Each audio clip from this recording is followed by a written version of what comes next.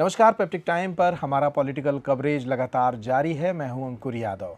ज्योतिरादित्य सिंधिया वर्ष 2019 के लोकसभा चुनाव में अपनी परंपरागत गुना शिवपुरी सीट से चुनाव हार गए थे। तब भी कांग्रेसी हुआ करते थे और उन्हें भाजपा के एक छोटे से सिपाही केपी यादव ने चुनाव हरा दिया था।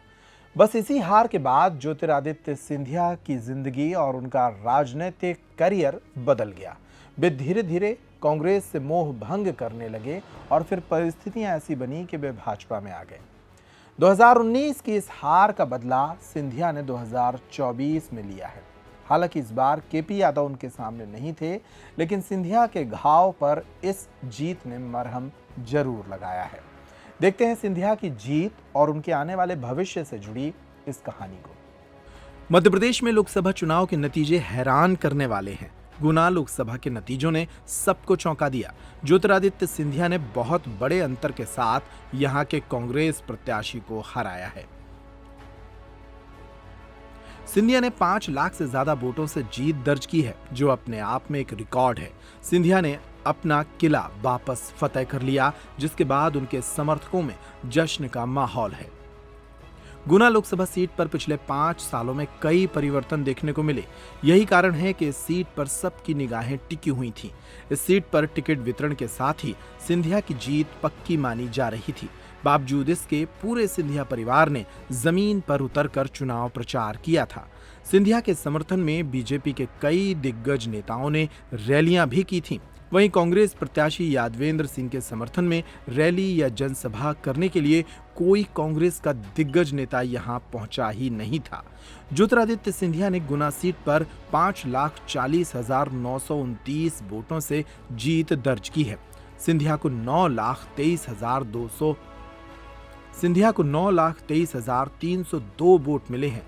कांग्रेस प्रत्याशी यादवेंद्र सिंह को 3,82,372 वोट मिले। वे दूसरे नंबर पर रहे। तीसरे नंबर पर बसपा प्रत्याशी धनीराम चौधरी रहे।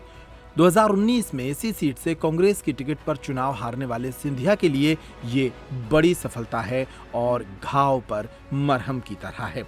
दरअसल 2019 में उन्हें भाजपा के केपी यादव ने 1 लाख से ज्यादा के वोटों से हरा दिया था। दरअसल 2019 में भाजपा के केपी यादव ने उन्हें इसी सीट पर 1 लाख से ज्यादा वोटों से हरा दिया था। गुना सिंधिया का गढ़ कहा जाता है। ये सिंधिया परिवार की परंपरागत सीट है।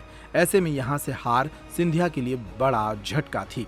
अब 5 लाख के मार्जिन से जीतकर सिंधिया ने एक बार फिर अपना दम दिखा दिया है। ये नतीजे सिंधिया का कद भी बढ़ाएंगे। वर्तमान में मोदी कैबिनेट में वे मंत्री हैं। मध्य प्रदेश राज्य से राज्यसभा सांसद हैं।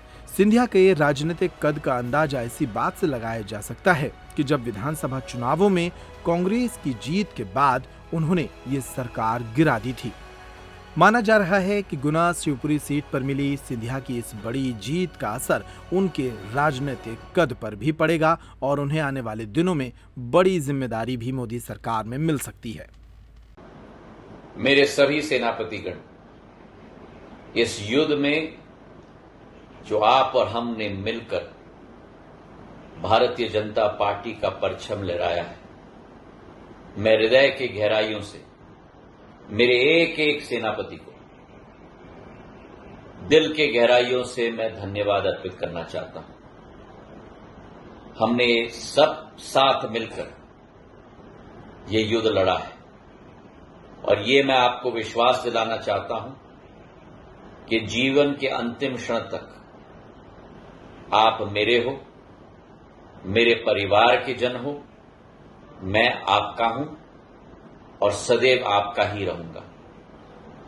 जो मेहनत, मशक्कत और परिश्रम एक एक मेरे सेनापति, मेरे कार्यकर्ताओं ने इस चुनाव में, इस युद्ध में अपनी खून पसीना को एक करके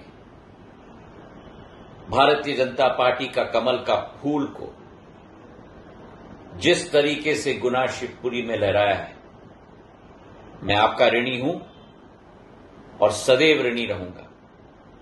आप सबका दिल की गहराइयों से बहुत बहुत धन्यवाद। जय हिंद, जय भारत।